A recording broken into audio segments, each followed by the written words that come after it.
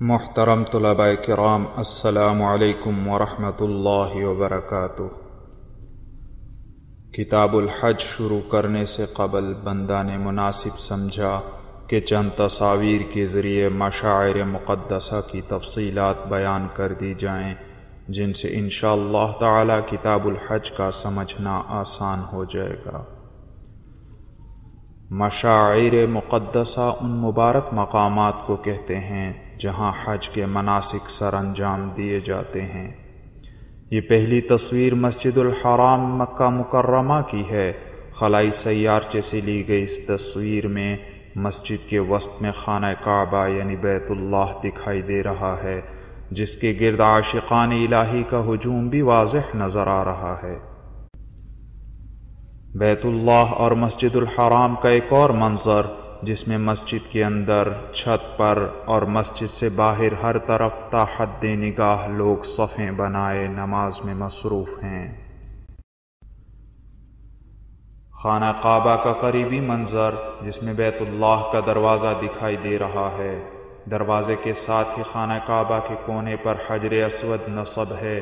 یہیں سے طواف کی ابتدا کی جاتی ہے اور یہیں پر طواف کا اختتام ہوتا ہے۔ طواف کا طریقہ یہ ہے کہ بسم اللہ اللہ اکبر وللہ الحمد کہہ کر حجر اسود کا بوسہ لیا جاتا ہے اور پھر دروازے کی جانب چلتے ہوئے بیت اللہ کے گرد 7 چکر لگائے جاتے ہیں، اور ہر چکر میں حجر اسود کا اسی طرح بوسہ لیا جاتا ہے۔ جب 7 چکر پورے ہو جائیں تو یہ ایک طواف مکمل ہوا۔ ہر طواف کے بعد 2 رکعت نماز پڑھنا ضروری ہے۔ بے انتہا ہجوم کی وجہ سے حجر اسود تک پہنچنا چونکہ نہایت مشکل کام ہے، نیز اس سے دوسرے لوگوں کو بھی تکلیف ہوتی ہے، لہذا بہتر یہ ہے کہ دور سے ہی حجر اسود کی سیدھ میں کھڑے ہو کر دونوں ہاتھ اٹھا کر ہتھیلیوں کا رخ حجر اسود کی جانب کرتے ہوئے بسم اللہ اللہ اکبر وللہ الحمد کہہ کر پھر ان ہاتھوں کو بوسہ دے دیا جائے۔ لوگوں کی سہولت کی خاطر سعودی حکومت نے حجر اسود کے سامنے زمین پر سنگ مرمر کی سیاہ پٹی بنا دی ہے۔ سنگ مرمر کی سیاہ پٹی سے ہی طواف کی ابتدا اور اسی پر طواف کی انتہا ہوتی ہے۔ تصویر میں یہ سیاہ پٹی واضح طور پر نظر آ رہی ہے، جبکہ دوسرا خط طواف کا رخ بتلا رہا ہے کہ طواف کرنے والا اس رخ پر چلتے ہوئے بیت اللہ کے گرد چکر لگاتا ہے، یعنی دوران طواف بایاں کندھا بیت اللہ کی طرف رہتا ہے۔ حجر اسود کا ایک قریبی منظر، حجر اسود کے گرد چاندی کا بہت بڑا چمکدار حلقہ لگا ہوا ہے۔ اس تصویر میں یہ دکھلایا گیا ہے کہ چاندی کے حلقے کے وسط میں حجر اسود 8 چھوٹے ٹکڑوں کی شکل میں لگا ہوا ہے۔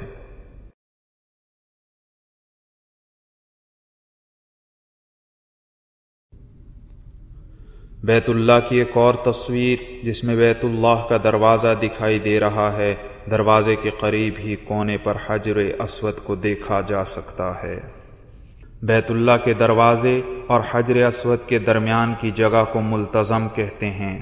ملتزم ان مقامات میں سے ہے جہاں مانگی جانے والی دعائیں اللہ تعالی قبول فرماتے ہیں۔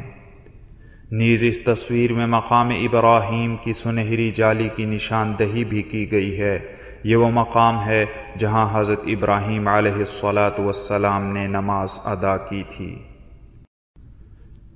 مقام ابراہیم کا ایک قریبی منظر، عقب میں بیت اللہ کا دروازہ کھلا ہوا دکھائی دے رہا ہے۔ مقام ابراہیم کا ایک اور منظر، اس سنہری جالی کے اندر وہ پتھر موجود ہے جس پر کھڑے ہو کر حضرت ابراہیم علیہ السلام نے بیت اللہ کی دیواریں تعمیر فرمائی تھیں۔ پتھر پر حضرت ابراہیم علیہ السلام کے قدموں کے نشانات آج بھی موجود ہیں، جنہیں اس جالی میں سے بآسانی دیکھا جا سکتا ہے۔ مقام ابراہیم پر نصب سنہری جالی کا اندرونی منظر، چاندی کے چوکھٹے میں موجود پتھر پر قدموں کے نشانات نمایاں ہیں۔ چاندی کے چوکٹھے میں موجود حضرت ابراہیم علیہ الصلاۃ والسلام کے قدموں کے نشانات والے پتھر کی ایک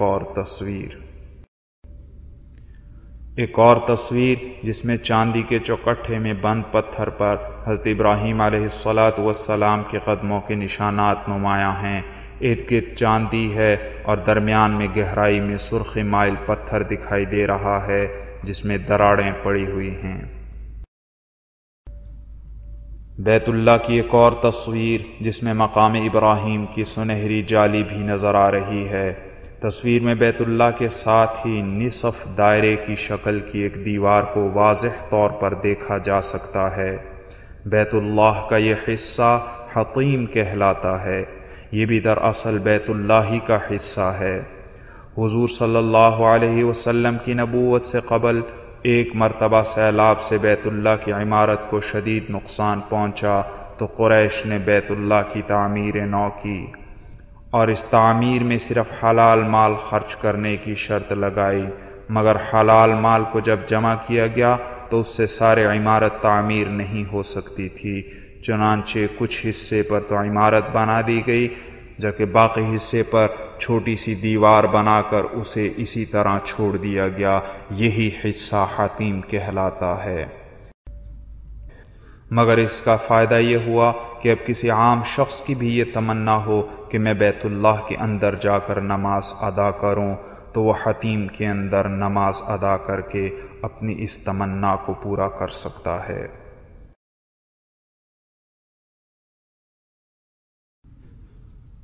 مسجد الحرام کی ایک اور تصویر میں دیکھا جا سکتا ہے کہ ایک برآمدہ باقی عمارت سے الگ ہو کر دور تک چلا گیا ہے۔ اس برآمدے میں سعی کی جاتی ہے۔ اس برآمدے کے ایک کونے پر صفا پہاڑی ہے جبکہ دوسرے کونے پر مروہ پہاڑی ہے۔ صفا اور مروہ کے درمیان 7 چکر لگانے کا نام سعی ہے۔ سعی کی ابتدا صفا پہاڑی سے کی جاتی ہے۔ صفا سے چلتے ہوئے مروہ پہاڑی پر پہنچیں تو یہ 1 چکر مکمل ہوا، پھر واپس صفا پر پہنچیں تو 2 چکر ہوئے، اس طرح 7واں چکر مروہ پر مکمل ہوتا ہے۔ تصویر میں صفا اور مروہ کی نشاندہی کی گئی ہے۔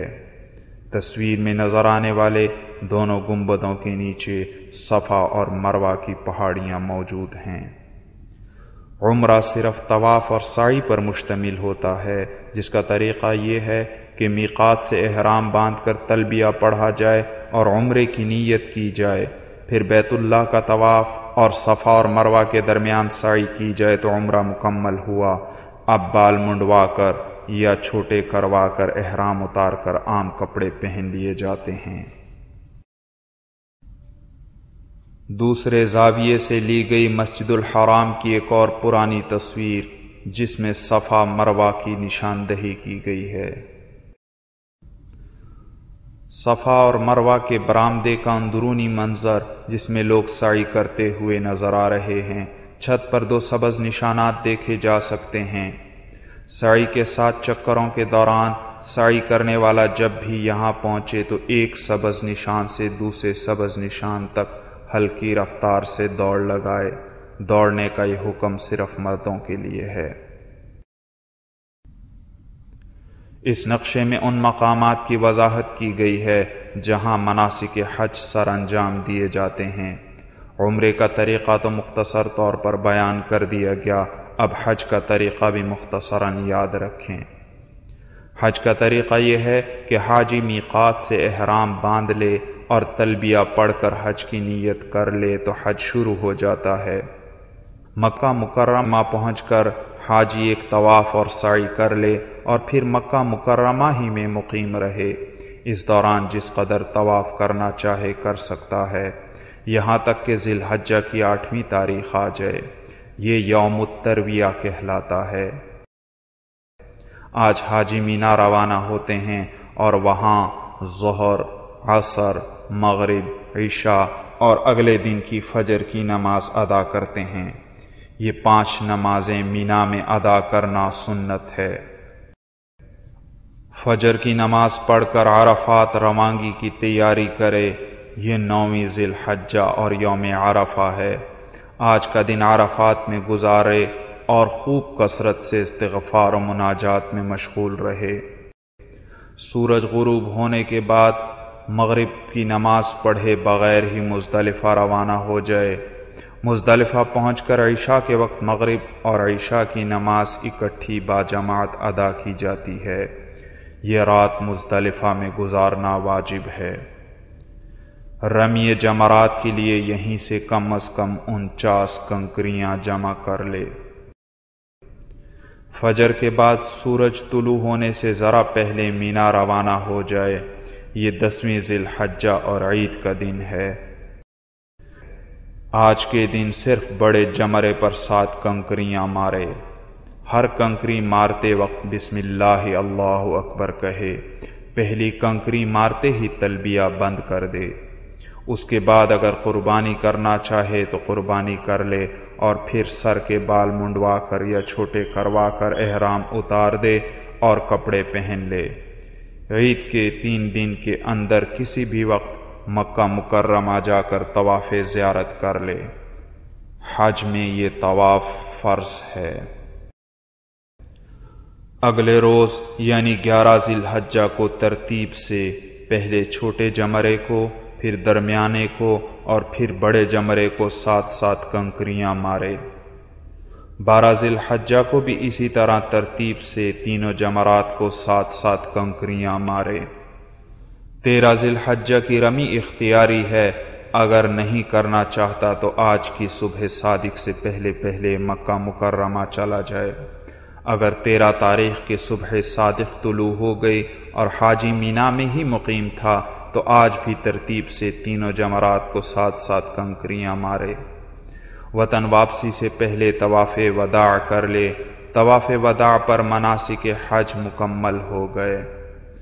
یاد رہے کہ یہ حج افراد کا طریقہ بیان ہوا جس میں قربانی کرنا واجب نہیں، جبکہ حج کے باقی 2 طریقے یعنی حج قران اور حج تمتع میں قربانی کرنا ضروری ہے۔